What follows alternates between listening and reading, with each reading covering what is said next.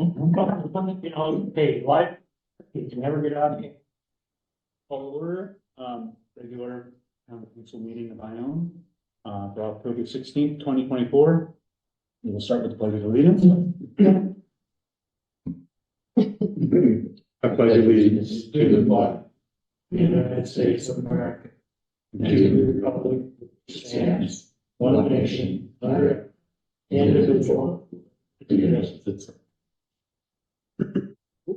Yeah, turn it on.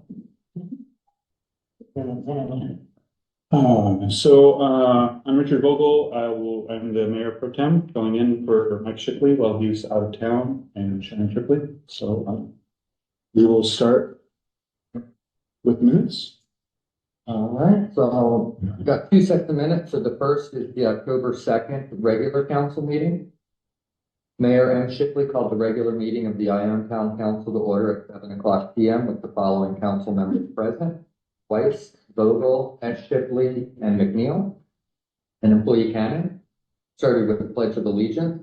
Minutes from the September 18th, 2024 regular meeting were read and approved as read. A motion was made by McNeil, seconded by S. Shipley, to approve payroll checks in the amount of $14,432.54. Motion passed unanimously. A motion was made by McNeil, seconded by S. Shipley, to approve accounts payable checks in the amount of $54,845.43. Motion passed unanimously. Sheriff Blakely reviewed law enforcement calls in Ione. There were a total of 23 in September. Blake McAnnerin with POC Fire reviewed fire and EMS calls, a total of 2 calls in Ione, down from last year. Jody with Trailblazers addressed the council regarding getting a Connex for Town Park.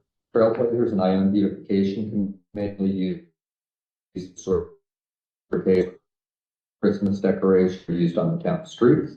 The council discussed the proposal. They opted to table any decisions until we learn if the town is awarded the COAF grant, as this will have significant impact on how park space is used.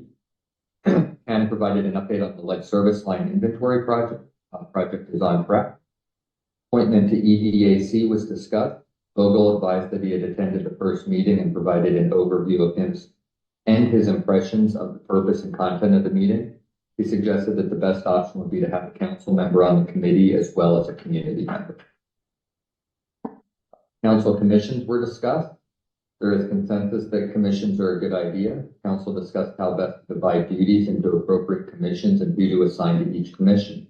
Commissions were created and staffed as follows: Airport, with the S. Shipley; Parks and Playgrounds, Vogel; Streets and Sidewalk, White; Water, Sewer, and Equipment, McNeil; Buildings and Permits. Mayor Pro Tem was discussed. Shipley reviewed the process to appoint a mayor pro tem and the associated responsibilities. The council discussed options and received input from the audience. Council would like to pursue a rotating schedule every 6 months so that each council member can both get experience in the pro temp role and also spread the load. Motion was made by Vogel, seconded by S. Shipley, to table the appointment of mayor pro tem until the full council was present. Motion passed unanimously. Council reports. Position 1, White. He believes that the town may have some playground equipment purchased years ago for the park and never installed. Wondered what had happened to the equipment. He recalled a talk tube, but maybe a tether ball or some type of rotating toy. He asked if maintenance could look to see if these items are still in the town's possession and then see if we can have them installed. Vogel suggested we consider any insurance implications before installing any new playground.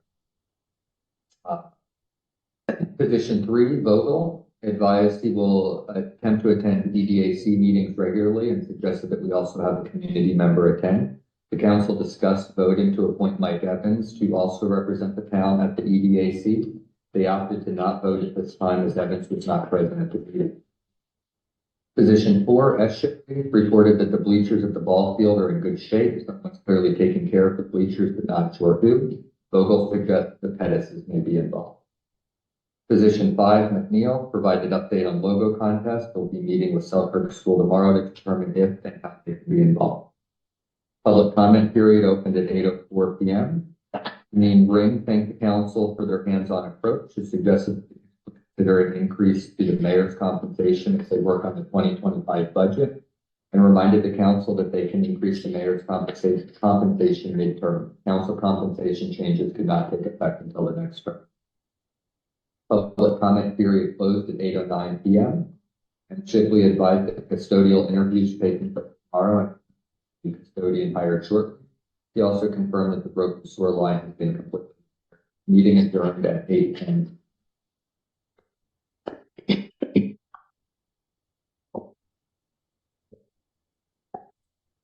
Any corrections? No. No. Okay. No worries. All So then the October 4th special council meeting, Mayor M. Shipley called the special meeting of the Ione Town Council to order at 7:01 p.m. with the following council members present: Weiss, Sturba, Vogel, S. Shipley, and McNeil, as well as employee Cannon. Started with Pledge of Allegiance. M. Shipley explained the need to appoint a mayor pro tem, as he and Sharon will be out of town, potentially for a month to deal with family emergency.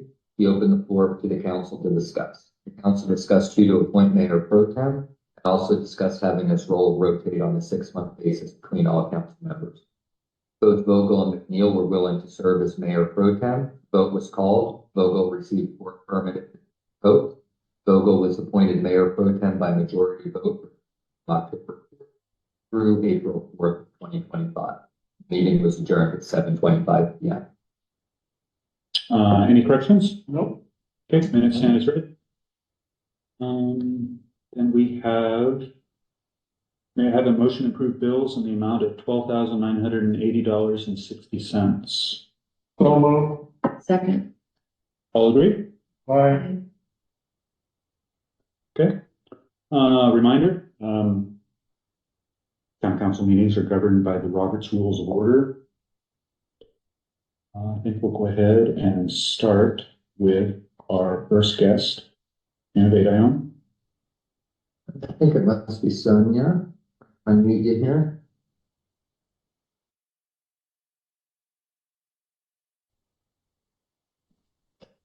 Hi there, Sonia. Hi, Kim. I appreciate your time for us to be able to give you this update. The Ione Saturday Market has 2 more Saturdays before closing for the season because it's just too dang cold to stand out there to listen out. And we're currently advertising the market in the Newport Miner and the Selkirk Sun newspapers. And of course, the hours are still 9 a.m. to 1 p.m. And the vendors have hot soup in bread bowls, all sorts of baked goods from cookies to breads, etc., jams and jellies, home decor, and more. And the information booth has general information about area attractions and organizations. Well, we're getting a free rack card to display this weekend. And of course, we also have the free seating so that you can sit and enjoy your soup bread bowl. And right now, the majority of vendors feel they would prefer to restart next year, somewhere in the end of April or in early May, depending on how the weather goes. They would like the winter off to basically prepare their crafts and, to be with family and to attend other events. And on October 26th, which is the last Saturday this month, we're having a jack-o'-lantern contest on October 26th at the Ione Saturday Market. There are 3 categories: 12 and under, 13 to 18 years old, and adult. And prizes are gift certificates from the Falls Market and from Ponderay Ballistics. Shoppers will vote for their favorite pumpkin. I'm sorry, John, were you asking a question? No. Okay, sorry. All right. Shoppers will vote for their favorite pumpkin by putting a ticket in the jar behind it. The pumpkin from each category with the most votes wins. Drawing is at 1 p.m. that same day, and the jack-o'-lanterns do have to be picked up that same day, or by arrangement, we can bring them to Medelline's Monster Mash if the artists, the carvers, tell us that that's where they're going to be. And kids who come in costume also get to trick-or-treat the vendor booths and those treats, and we have also non-candy treats, little flashlights.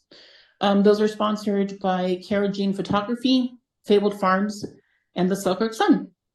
And this will probably, I'm not sure if we're going to do updates in November and December. Maybe we'll do one in December, like a year close kind of thing. but we don't have any events scheduled for November, so I'm not quite sure how we'll do that, but I'll let John know either way. And that was it. Okay, that sounds great. People carving the pumpkins there, or are they bringing them and dropping them off? No, we're asking people to bring their carved pumpkins. Okay, okay, so there's not gonna be a space for them to do that there or anything like that. Okay, I was just kind of curious about that. Did anybody else have any questions?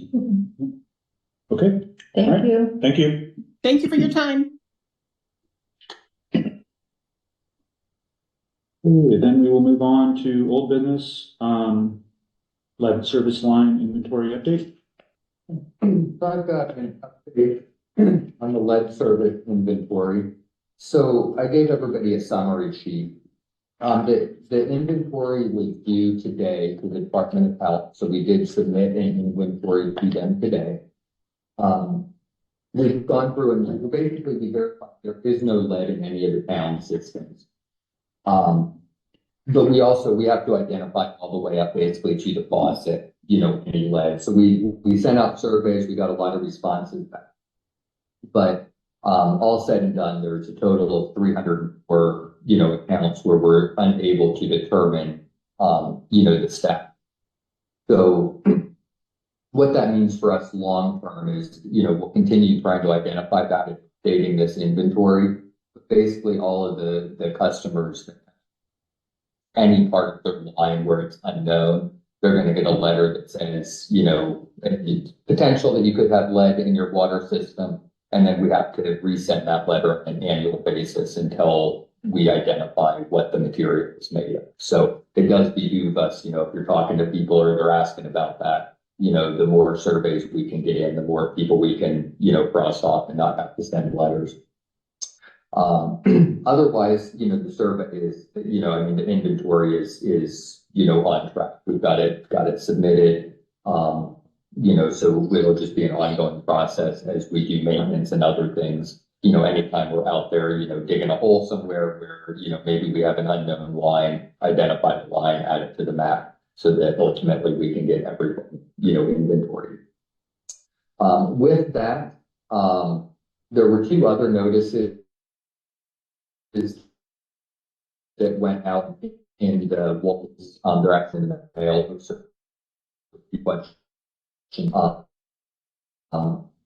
But along with this lead service line inventory, we're updating our wellhead protection program. So it's a mandatory 2-year update. It's basically the wellhead protection program is how we ensure that the quality of the water coming out of our wells continues to stay good. So there's a copy of that letter in there. There's nothing, I don't think, groundbreaking in there. The one thing that may cause us some work at the town is, we are asking, for people to report potentially harmful activities, and those potentially harmful activities are things like motor oil, gasoline, antifreeze, brake fluid, greases, or similar fluids leaking out of vehicles and such.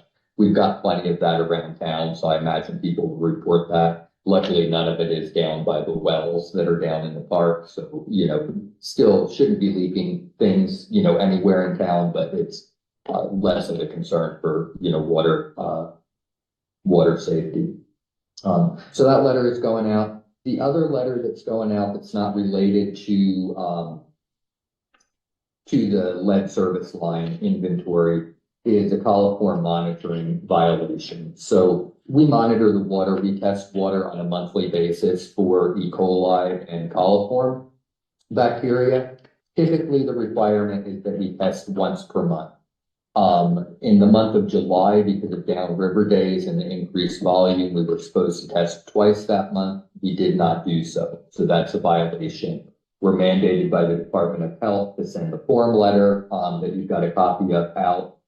So we are sending that out. The form letter, I wish it was more specific in, because it's a little bit alarmist, I think.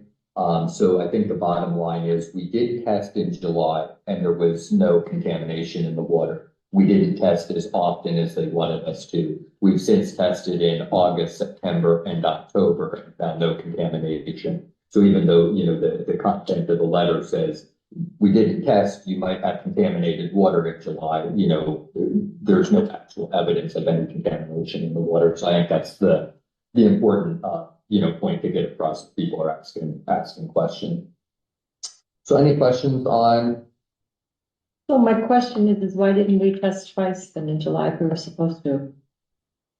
Where did it fail? it's a good question. It's because generally speaking, we only test once a month, so it just didn't trigger with the maintenance guys that were doing the testing that, oh, that's right, in July we have to test twice because of the So is that an every year thing? Is it always? in likely July? it's gonna be every So July. there should be something written up then, some kind of protocol saying that they have to do that so that it's in writing. Yep. So that you can't go back and say, oh, No, I don't disagree. All right, any other questions? We'll move on to the COAF grant update. So I got a notification earlier this week that we did not get the grant. Yeah, and that's fine. It was about a year-long process and a lot of people were involved. I really appreciate the help of my wife Stephanie, and then everybody that's on IBC and that stepped up from the community that were involved in helping to make that go. It was much appreciated. In the future, it will be a lot easier to do more grants along those lines because we've already had some of the groundwork done with that. And since we've applied to RCO now at least once, we get extra points as we continue to apply. And if we don't get accepted, we get more points for that. And so we'll eventually, hopefully, gain some. Other than that, unless anybody has any questions. Okay. well, good job anyway. Yeah. Oh, thank you. Did they give a reason why they denied? I did a little research on that today, looking online at the COAF and. It's a scored system, and so they have a lot of different areas in which they score their final score. I'm not sure how that comes out, but I think the maximum point value I think was like 70, and everybody scored between like 63 and 58, they got up to the second decimal point, just really close, and I can see how we move things around. That being said, in our region, out of the 95, there's actually 20, we were 15th. So there's going to be another round of money in April, and yeah, I didn't get money. But yeah, we move on and other ones. So, thank you. Yeah. Okay. Next old business item, rotating mayor pro. Yeah, so I just wanted to provide you guys with some information. I mean, no decisions probably are necessary this evening. But as we discussed in a prior meeting, rotating the mayor pro tem on a 6-month basis. And then one of the concerns was the difficulty in, getting bank signers changed to do that every 6 months. So one suggestion was put all the council members on, as signers on the bank. So I just ran that through, our contact with the state auditor's office. And so they provided, an answer back to it. So I provided everybody a copy back to it. But basically, they said there's no law or requirement that explicitly disallows the council to authority, but they would discourage it. So that being said, one of the suggestions that they had is the mayor pro tem does not necessarily need to also be the backup for signing checks and such. So this is a good example, right? So this, the mayor has left, he's got signing authority. Myself and the deputy clerk, Sandy, both have signing authority. So Sandy and I, are able to sign the checks. And we're not authorized to sign the check until the council, signed, off on, this piece that you guys, sign off on. So I think, as long as we have, a clerk and a deputy clerk, we can probably, the clerk, deputy clerk and mayor can probably be the signers on the bank account and we can facilitate, that. And then, being voted in as mayor pro tem, you automatically get signing authority for exercising, contracts and other things that the mayor might need to sign. Like I've got a couple documents for Richard tonight like we need to extend our contract for the, DOL sub-agent. So, that requires a mayor signature, he can sign for that. So, like I said, no decisions are needed tonight, but just wanted to provide you with that, that info that I got back from the state auditor's office regarding the signers on the bank account. All right, great. Thank you very much. Anybody have any questions? Okay. Next we have council reports. Before we do that, I'm just gonna go ahead and open it up to, any sort of public comment, seeing as how we have played. Doesn't sound like we have anything, so we'll go on to council reports. Position one, Kenny? No, yeah, we got a couple. We used to store cold mix full patch over here at the, garage. Do they still do that? I think we have some. I'd have to ask Roger or Tom how much is there. Typically, I do believe that they've got some over. And also, do they have a preventive maintenance on crack sealing under the roads at all? So not that the town is specifically doing. We are, we have an open application, for funding to do crack seal as well as like chip seal so that full maintenance, town-wide. So ideally, that funding comes through, and that's a project that we would do, summer of 2025. And then we also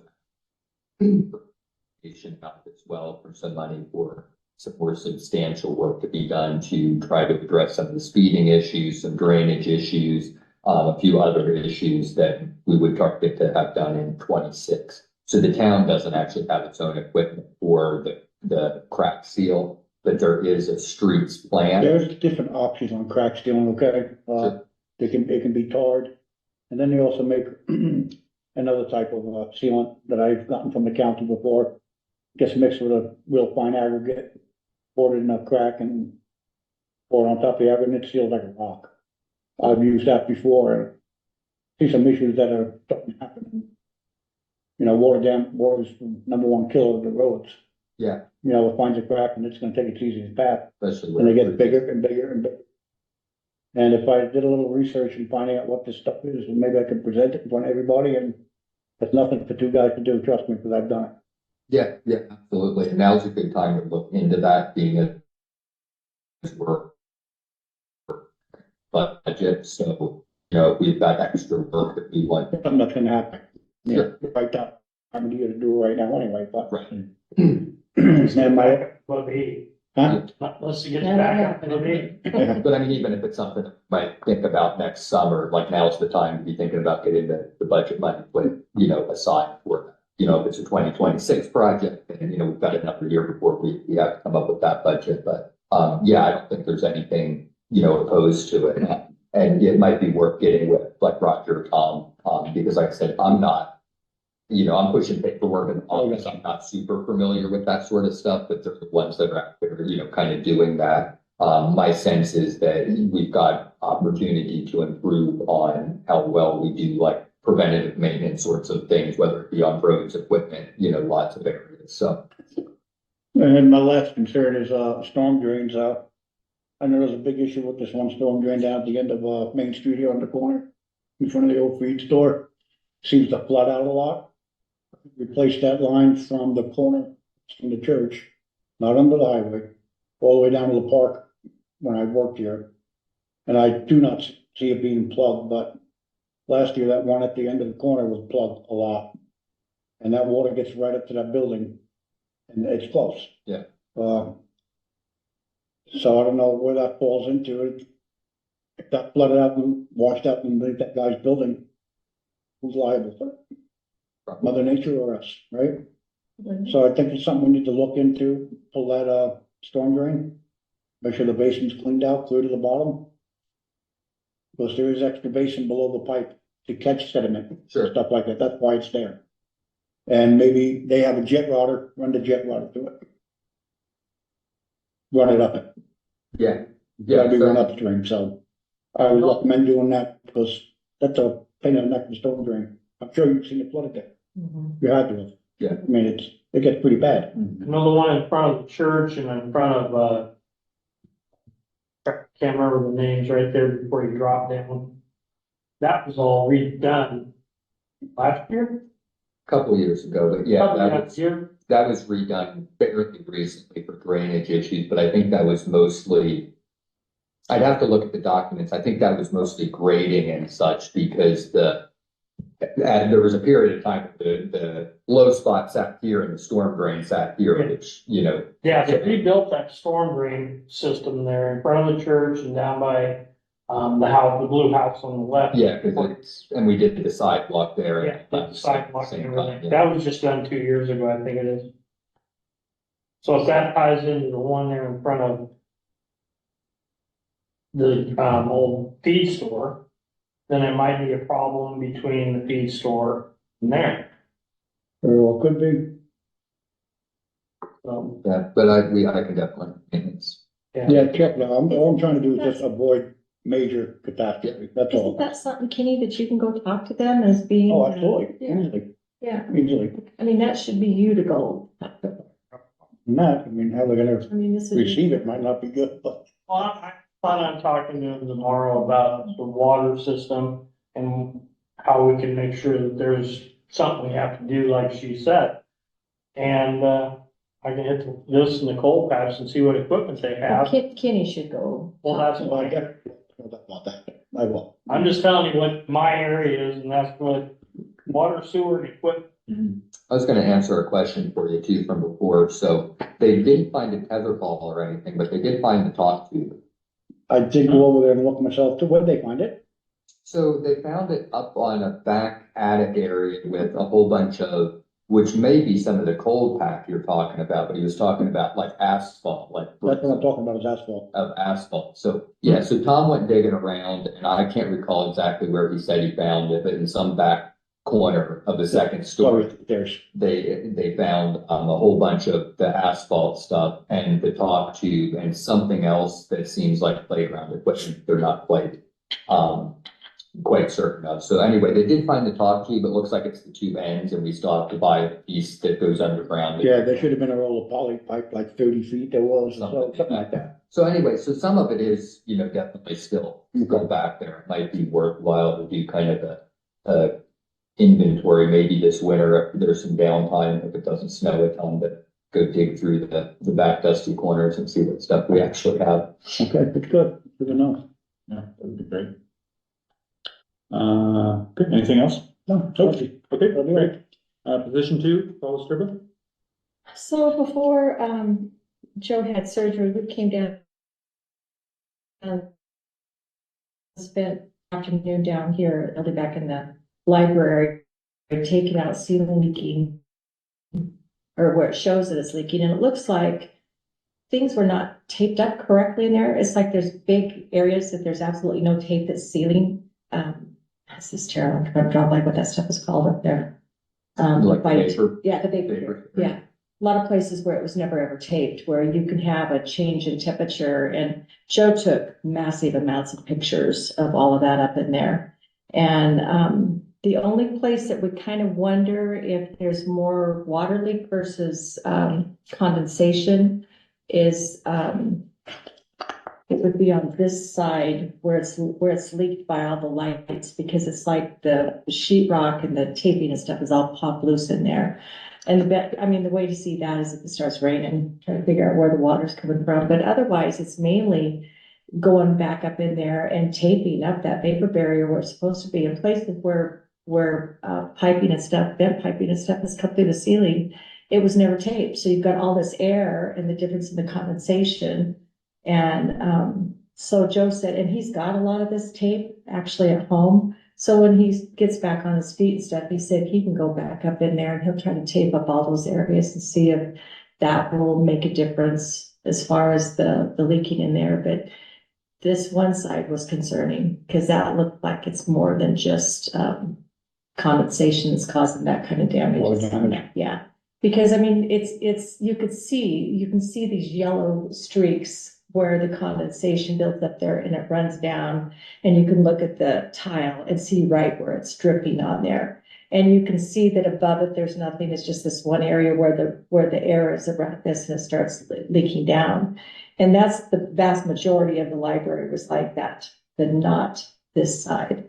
So this side may take a little bit of work to get it to stop, but at least we started trying to figure out what the issue is, try to get the condensation fixed, because he said there's definitely, he can see why it's doing what it's doing. He said that's all supposed to be completely taped up, and it's not, it's big open spaces.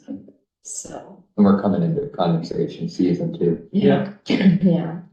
So, so that's all I've got for right now. Okay, great. Position 3, Richard Vogel, that's me. So in terms of my report, one thing I was thinking about, and it's interesting because we're all kind of talking about this with the new commission positions, doing an audit of each of our areas and maybe visiting with any town staff maintenance with our pertinent areas, and maybe coming up with something that we can share what we find to be the scope of what it is we're doing, kind of like where it takes place. So like parks and playgrounds, it would be good for me to go visit all of those places, maybe walk around and look and see what needs attention, what issues there might be, and then just kind of have something written up that maybe we can have like a starting point with our commissions and say, this is where we each came up with. And it might also be something to where, as we do it, we might find out, the balance of areas might be heavier on one person than another. Maybe we can find ways of sharing it a little more. Like, say with quarry, water and sewer equipment is a lot of stuff. You might, going around town, find that that's huge. Maybe it needs special.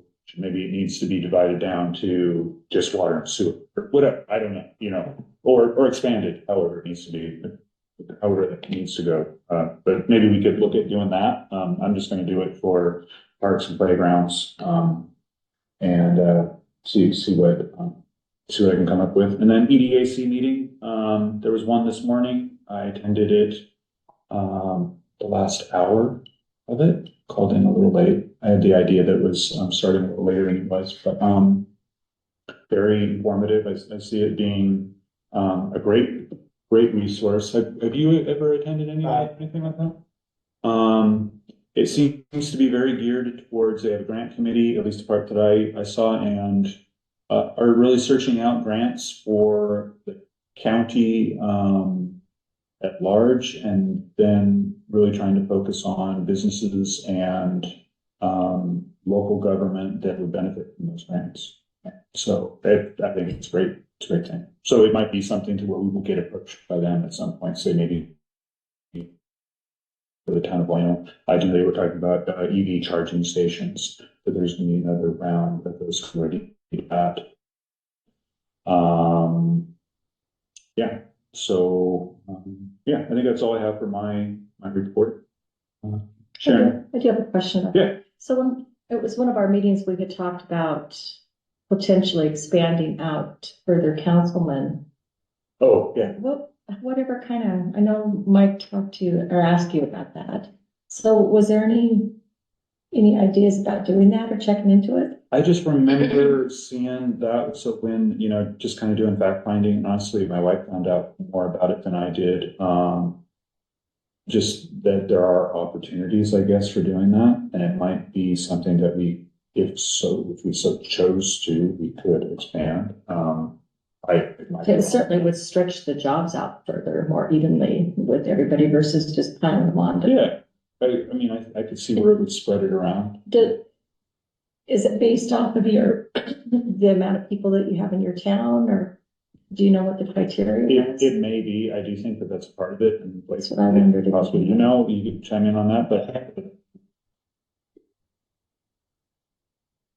Yeah, I know the other, like, based upon your chart, Huh. your originating charter, Hmm. not that you can't change that, but right, yeah. that's where you set it initially. Mhm. It's always been You fine. decide, you know, It's yeah, always hey, we're gonna have a 3-man board, 5-man board, in this case, you know. Right, It very well just me rewriting that. yeah, absolutely. And I'll have to try and recall, I can't remember if it was in the guidebook or if it was just in RCW, but it does state somewhere and it talks about the number of council members. But Well, I think when it's talked about the numbers, it's just that you have a mayor, you have an odd number of council members, but they're always. Yeah, you they gotta will have always five. have the ability to vote. Right. You have to tie. So it would have to be a 7 week. so. Yeah, unless there's any other questions, position 4, Sharon, Shipley, she's out with Mike tonight, and so then we'll move on to position 5. Corey McNeil. I actually, this is going out, I gave you two a copy of it, regarding the logo contest. Have them look over it at the library for me, cause I, have a tendency to misspell a lot of things, so they checked it out. I just need to, turn around and get it dropped off at all the different places. I agree with John. We need to have a drop off place put on here so that Okay. they know where to, whether you're gonna collect them up at the high school or whether people can just drop them off here at the city hall. But there needs to be some direction there so they know what to do with them. Yeah, And maybe, I think just bringing them to the city hall. Place that yeah, should that go. works for me. yeah, what about, contact? Should we have them just contact town hall or do we, yeah, to do that? Yeah, we can handle, we can field the phone call. I don't know, the contact number. I'm going to. Okay. I was gonna get the number from John, cause I can't remember it off the top of my head. Sure. No problem. Okay. Okay,